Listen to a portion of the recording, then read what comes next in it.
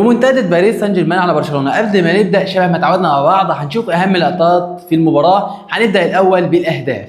شوف نونو مندش بيعمل ايه بالكره، شوف بيراوغ قد ايه. هو دي نونو مندش اللي لامين يامال رقصه في اول مباراه. شوف عمل في برشلونه ايه. شوف نونو مندش اتفرج ومتع عينيك، متع عينيك بكره القدم، متع عينيك بمتعه كره القدم. هذا هو نونو مندش. تعالوا بقى نشوف لقطه لامين يامال. دي لقطة يمين يامال اللي روغ فيها في أول المباراة. الصراحة كانت لقطة عالمية بيروغ فيها نونو مندش، وروغ كمان 3-4 لعيبة معاه. فلامين يامال كان متألق في أول مباراة، عمل مراوغات كبيرة جدا، ودي كانت أهم مراوغاته في أول المباراة. هو ظهر في بداية المباراة وبعد كده ظهوره كان قليل جدا عن باريس سان جيرمان. دي لقطة لامين يامال. خلونا نروح على لقطة نونو مندش، أفضل لقطة في المباراة. شوف نونو مندش بيعمل ايه بالكره، شوف بيراوغ قد ايه. هو دي نونو مندش اللي لامين يامال رقصه في اول مباراه. شوف عمل في برشلونه ايه. شوف نونو مندش اتفرج ومتع عينيك، متع عينيك بكره القدم، متع عينيك بمتعه كره القدم. هذا هو نونو مندش. ونونو مندش بياخد افضل لقطه في المباراه، ويحصل على افضل رجل في هذه المباراه، جائزه افضل لاعب في هذه المباراه. بعد كده معانا تقييم اللاعبين. تعالوا نروح على تقييم اللاعبين.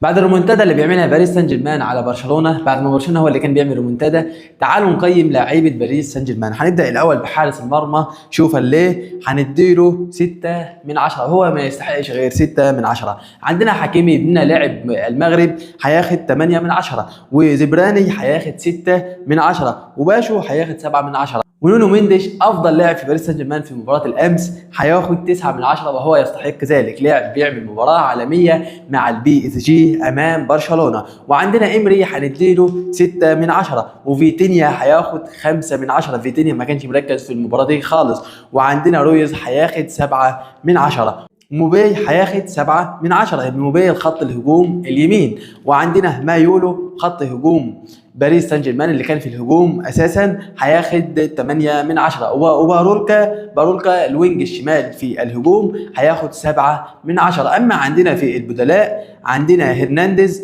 هياخد 6 من 10، وراموس اللي هو سجل الهدف هياخد 8 من 10 عشان سجل الهدف بس. ده تقييمي للاعبين باريس سان جيرمان في مباراة برشلونة بالامس.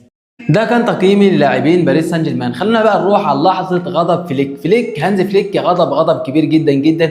كانت لحظه مؤثره جدا.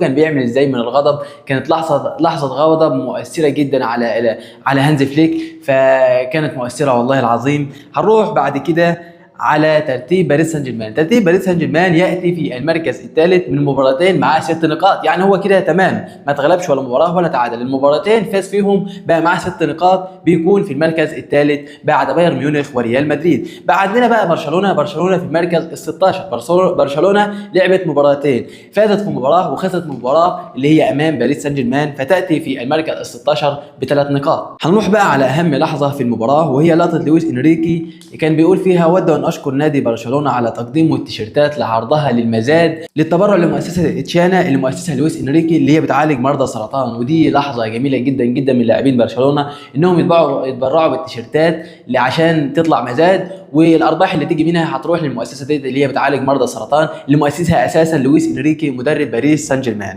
خلونا بقى نرجع للمباراه ونتكلم شويه على المباراه. اولا في بدايه المباراه قبل ما نبدا كده، باريس سان جيرمان بيعمل ريمونتادا عالميه على برشلونه. بعد ما برشلونه هو اللي كان بيعمل الريمونتادا على جميع الانديه، باريس سان جيرمان بيعمل عليه الريمونتادا. خلينا بقى نروح لبدايه المباراه. في بدايه المباراه برشلونه بيعمل مباراه رائعه جدا جدا في البدايه، وبيتقدم على باريس سان جيرمان بهدف، لكن برشلونه للاسف الشديد ما بيعرفش يحافظ على الهدف بتاعه. وطبعا باريس سان جيرمان فريق قوي. باريس سان جيرمان عنده غيابات كبيره جدا جدا، عنده غيابات من اهم اللعيبه، يعني كفايه بس ديمبلي اللي غايب، عنده لعيبه كتير مهمه.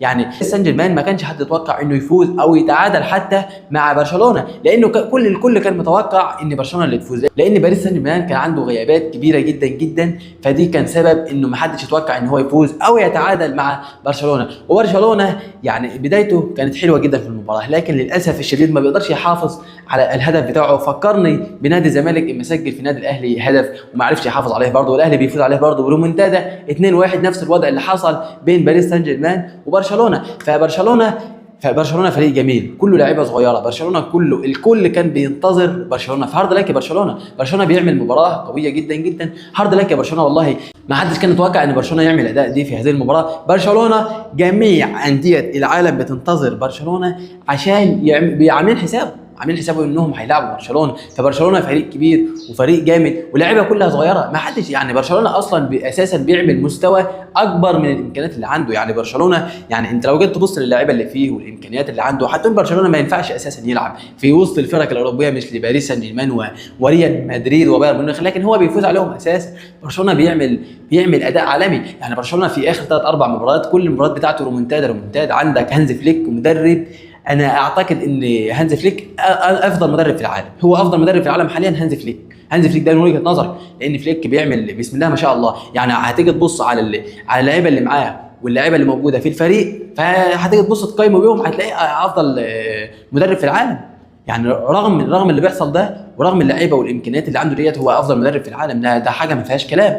طبعا لويس انريكي مدرب كبير وفعلا كان يستحق جائزه افضل مدرب في العالم لعام 2025 لانه كان حصل على 5 بطولات. فلويس انريكي مدرب عالمي، مدرب عرف يلاعب برشلونه. يعني رغم الغيابات اللي عنده، كان غايب من عنده تقريبا نص الفريق بالظبط، نص فريق باريس سان جيرمان كان غايب، وغايب اهم لاعيبه باريس سان جيرمان، يعني مش اي لاعب. باريس سان جيرمان كانت بتلعب باي لاعيبه في هذه المباراه، فلويس انريكي عرف وقدر انه يتعامل مع هذه المباراه رغم الغيابات اللي عنده ورغم الحاجات اللي عنده الصعبه دي. فلويس انريكي مدرب ذكي، مدرب جميل جدا، مدرب رائع. هو اعتقد هو وفليك هم افضل مدربين في العالم حاليا، يعني رغم الظروف اللي بيمروا بيها والاصابات اللي عندهم ونقصان في الفريق اللي عندهم، لكن عاملين اداء عالمي.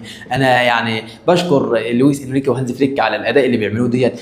والله بيورونا متعه في كره القدم، حرفيا احنا عندنا بنشوف متعه في كره القدم. يعني باريس سان جيرمان عائد عوده عالميه. خلونا بقى نروح برضه، انا عايز برضه لقطه نونو مندش، لقطه عجباني، خلونا برضه نروح نشوفها كمان مره. شوف نونو مندش شوف نونو مندش بيعمل ايه بالكره، شوف بيراوغ قد ايه. هو دي نونو مندش اللي لامين يامال رقصه في اول مباراه، شوف عمل في برشلونه ايه. شوف نونو مندش، اتفرج ومتع عينيك بكره القدم، متع عينيك بمتعه كره القدم. هذا هو نونو مندش. خلاصه هذه المباراه، برشلونه قدم اللي عنده وباريس سان جيرمان قدم اللي عنده.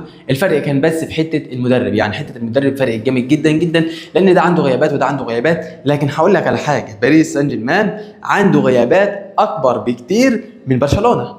باريس سان جيرمان الغيابات بتاعته كان غيابات تاثر على اي فريق. يعني باريس سان جيرمان غايب على ما اعتقد نص الفريق، يعني نص الفريق غايب، فده تاثير كبير جدا جدا، بالذات انت بتلعب في ماتش كبير امام نادي كبير برشلونه. نادي برشلونه الكل عاد بيعمل له حساب، اي فريق عاد هيلاعب برشلونه عاد بيعمل له حساب، ان كان ريال مدريد ولا ان كان باريس سان جيرمان ولا ان كان بايرن ميونخ ولا ان كان اي فريق في العالم. كل الفرق عادت بتعمل حساب لبرشلونه، لان برشلونه عاد فريق كبير مع عمك هانز فليك ومدرب عالمي ومدرب تاريخي، حرفيا مدرب تاريخي من اذكى المدربين اللي ظهروا في الفتره ديت في كره القدم. بيورونا متعه كره القدم، بيرجعوا لنا ايام ليونيل ميسي. حرفيا احنا عندنا بنشوف برشلونه فريق جامد جدا جدا، فريق عالمي والله. لكن هارد لك يا برشلونه، قدمت اداء قوي جدا جدا. وبرضه بقى باريس سان جيرمان بقى اللي حاجه ثانيه، باريس فريق ثاني باريس في حته ثانيه خالص. باريس بيعمل اداء عالمي، بيعمل رومونتادا قويه ما حدش كان يتوقعها. مين كان يتوقع ان باريس يفوز على برشلونه رغم غيابات نص الفريق عند باريس سان جيرمان، حرفيا غيابات نص الفريق. فمين كان يتوقع ان باريس يفوز على برشلونه في هذه المباراه؟ فكانت معجزه، رومونتادا معجزه، لا تقال الا رومونتادا معجزه. فلاعبين باريس سان جيرمان لاعبين رجاله حرفيا بمعنى الكلمه، لاعبين رجاله. حكيمي لاعب عالمي، ابننا ابن المغرب، شفت الاسيست اللي بيعمله لراموس، بيسجلوا الهدف الثاني لباريس سان جيرمان. حكيمي لاعب عالمي، ونونو مندش بسم الله ما شاء الله عليه لاعب تاريخ. وكمان نونو مندش لسه صغير، تخيل بقى اما نونو مندش يكبر هيعمل ايه نونو مندش ده هيعمل ايه اما يكبر. شوف اللاعب هو لسه عيل هيعمل ايه اما يكبر. فانتهت المباراه برومونتادا عالميه لباريس سان جيرمان 2-1. الف مبروك لباريس سان جيرمان، هارد لك لبرشلونه، لسه في ايدك الفرصه الكتيره. كده باريس سان جيرمان بيصبح في المركز الثالث، لاعب مباراتين معاه 6 نقاط، يصبح في المركز الثالث. يعني هو ما خسرش حاجه بعد بايرن ميونخ وريال مدريد. برشلونه في المركز ال16 ب3 نقاط فقط من مباراتين، خسر مباراه اللي هي امام باريس سان جيرمان وفاز في المباراه. فهارد لك لبرشلونه، عملت اداء قوي، متعتونا بكره القدم يا برشلونه، متعتنا يا فليك، متعتنا يا لويس انريكي. كان معكم السيد ابراهيم في كوره مع السيد. ما تنسوش الاشتراك واللايك الجميل، وكوره مع السيد.